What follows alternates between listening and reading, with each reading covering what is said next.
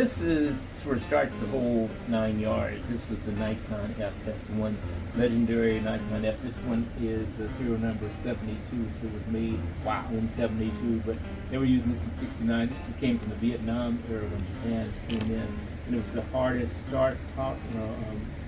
camera to damage. It was like a workhorse, and every photographer held this. And a Leica, I had my first Leica was probably an M3 two-stroke, which and between those two cameras, they would function so well. This one you had to take apart and you load it. And same with the Leica. But they would can water things. So all these years I haven't done anything with this thing and it still works. Whereas my other pro cameras, you can, over the period of time, this one came in probably about, this is my English camera.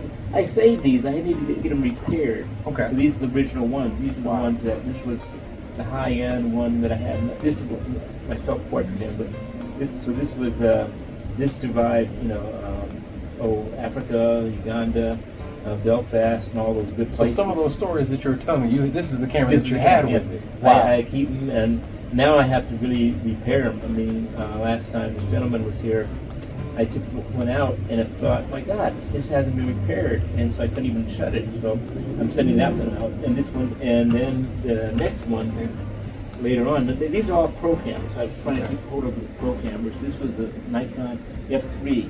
This was the New York days. This was days of covering the conventions, Ronald Reagan, and all those good things. And this was made like a brick house. It really was. And the camera over here, you're looking at this one here. I think it's a D5.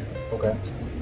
And that was the last of the. Well, they came out with the D6 actually. Okay. But this is the last one that were used by photographers. This one is like it actually has a 300-2.8. Which became a mainstay of all my sporting photography, and so this one shot. All your Olympics and things of that nature. All that. This is what you're using. That's the one I was doing. That's the one that shot the picture of Chad going into second base. On the, and they would use Chad's picture not in just a billboard. They would use triple billboards. They had I remember all the things around there. And for those asking, it's Chadwick Boseman in the movie 42. 42. Yes. And I mean, I've carried that camera around. It was part of me. I mean, it's like now lifting some of that stuff is harder. But I wanted to get the TC 400 2.8, which is the 400 millimeter compared to the 300. And that is this dynamite lens. And I've had to go into zippers this time. I think I got the name to use one. But, but I don't shoot that kind of. Well, I still do. I mean, you never stop shooting, no matter what.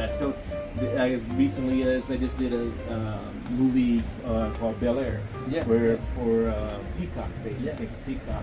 When I went out and shot a story, it meant food to me. It's like, hey, you know what? If you don't shoot good, somebody else is going to take your job. And to this day, if you're photographers, when I go to New York, what do I tell them? Well, now they're older, but I would say, I'm here to take food from your job. And they would laugh, but it was like, that's what hustle is. They're not my enemy, but but we're in competition. And the closest people I've been with have always been fellow journalists who go out, not studio photographers, not paparazzis, no, the people who put their lives on the line and say, hey, we got to tell this story because our lives on the line. And one final thing, my best editor, my first editor, a guy named Tom Moore at Newsweek. And I was living in London, and we goes back in time where we talked by telex. That's how long ago it was.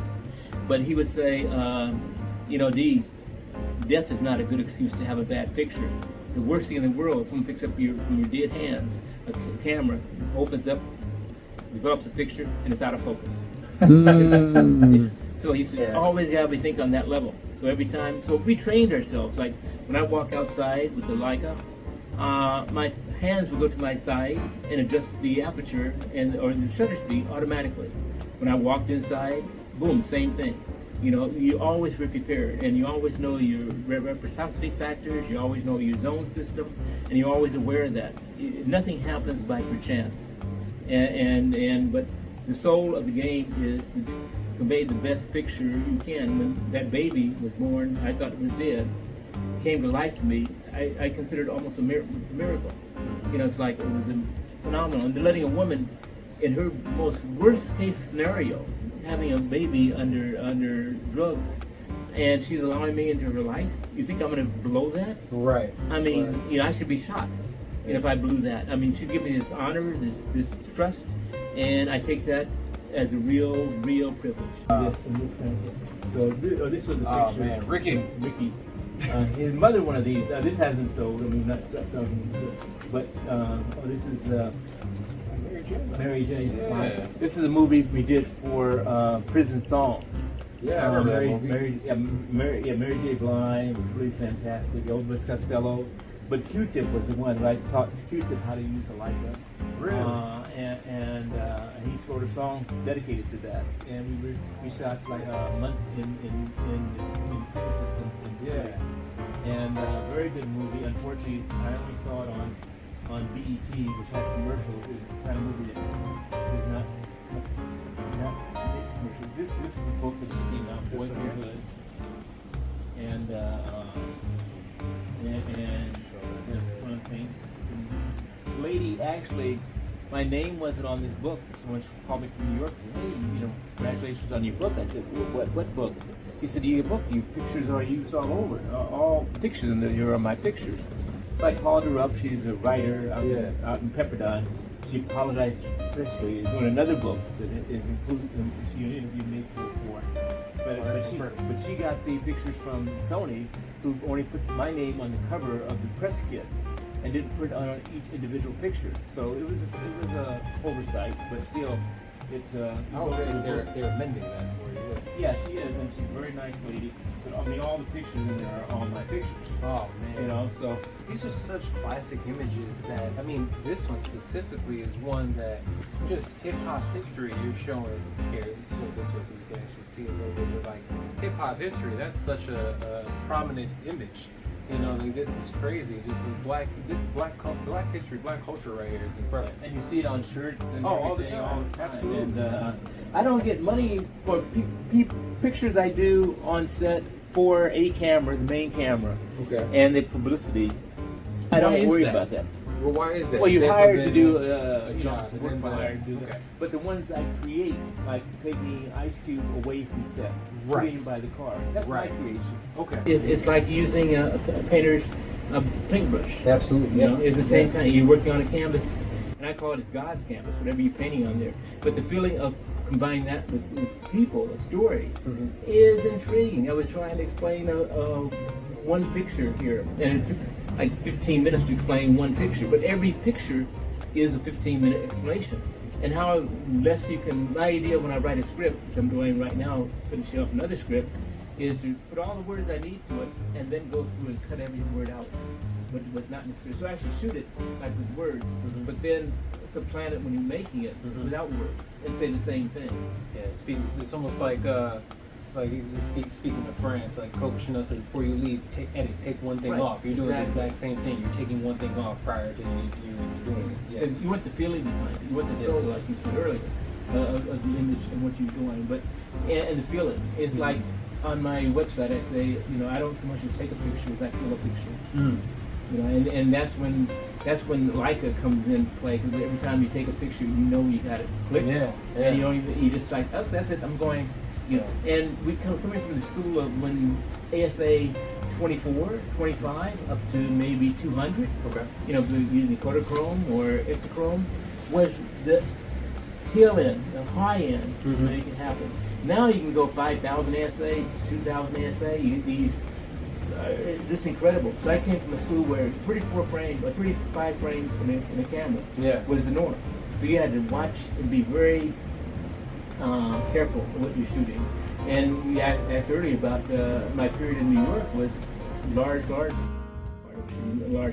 and we're losing a lot of that. You know, it's a shame because I haven't seen anything comes close. Well, you can still use Sinar and things with digital backs.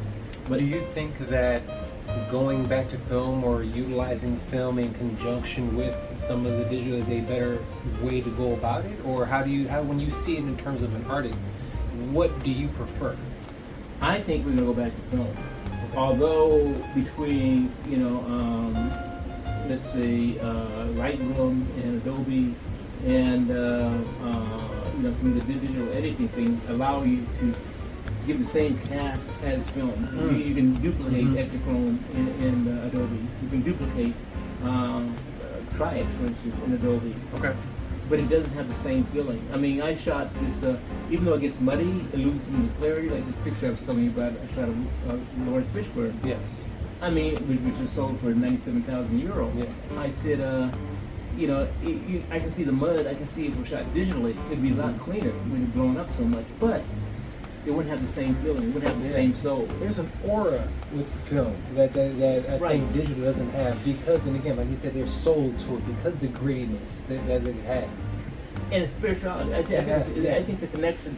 I mean, when you first see the first film being exposed and put in a tray and seeing it come to light and adjusting it by dodging and highlighting certain parts, it's magic. It's magic. Yeah, And you awesome. lose that magic. I mean, I have a digital darkroom, of course, and I can do everything in technically that is there, but it doesn't feel the same.